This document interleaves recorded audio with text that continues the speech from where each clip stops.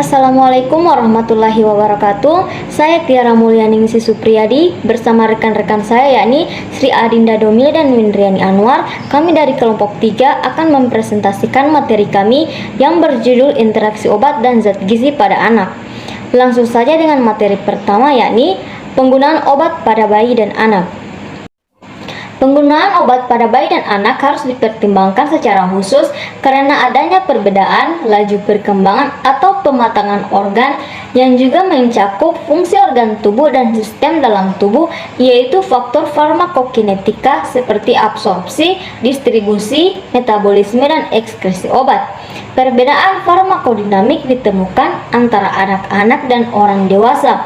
Hal ini dapat mempengaruhi outcome terapi yang tidak diinginkan dan juga adverse effect. Namun, tidak selamanya penggunaan obat pada anak-anak dapat menimbulkan efek yang tidak diinginkan.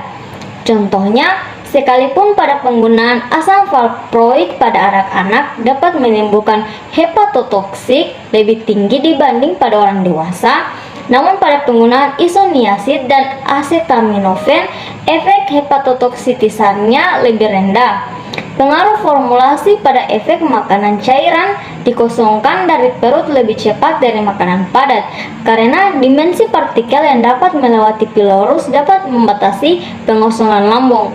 Kehadiran makanan juga dapat mempengaruhi disintegrasi tablet karena kekuatan pencampuran yang berbeda. Dan akibatnya, waktu yang dibutuhkan untuk partikel tablet yang cukup kecil terlambat untuk ditransfer ke usus kecil.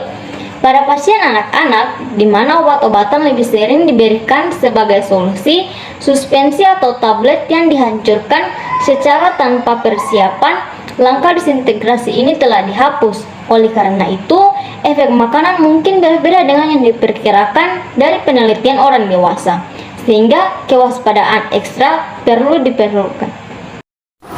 Baik, saya akan melanjutkan materi, yaitu pemberian obat pada bayi dan anak. Pemberian obat pada bayi dan anak harus hati-hati karena hati bayi dan anak belum dapat berfungsi dengan optimal dan mengolah bahan kimia dari peredaran darah. Hati pada bayi dan anak belum berkembang secara sempurna.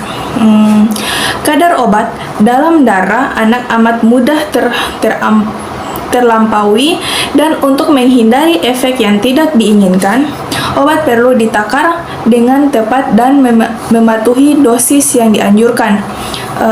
Perlu diingatkan, jangan mengencerkan atau memasukkan obat ke dalam susu bayi. Faktor yang menjadi pertimbangan sebelum suatu obat diberikan kepada seorang pasien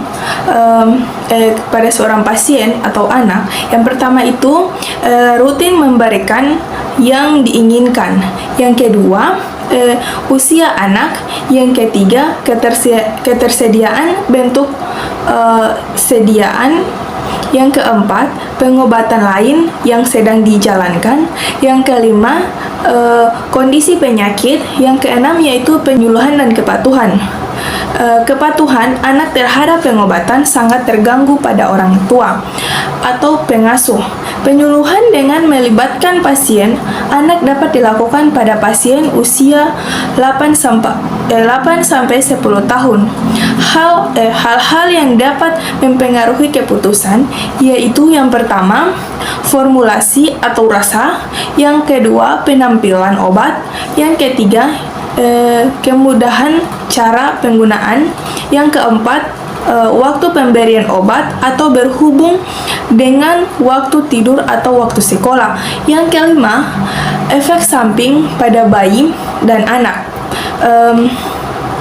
Dalam memberikan obat kepada bayi dan anak, ada beberapa hal yang perlu diperhatikan, dan ini tidak disarankan untuk dilakukan, yaitu jangan memberikan pada anak obat resep untuk orang dewasa atau sisa obat orang lain. Bila menggunakan obat bebas, bacalah baik-baik petunjuk pada kemasannya atau tanyakan kepada apoteker. Dan jangan memberikan obat bebas untuk untuk jangka waktu yang lama tanpa konsultasi dengan dokter, dan jangan memberikan obat yang pernah membuat anak menunjukkan gejala mual, muntah, diare, ruam atau bengkak di mata dan persendian. Selain itu, memaksa bayi minum obat atau dengan cara memeganginya agak tidak normal karena hanya akan menimbulkan trauma buntutnya. Kelak ia justru makin sulit bila harus minum obat. Pemaksaan juga bisa membuatnya menangis sehingga meningkatkan resiko tersedak. Pengaruh pemberian obat pada anak, yaitu memberikan obat pada bayi dan anak perlu perhatian lebih khusus, bukan saja karena mereka masih kecil.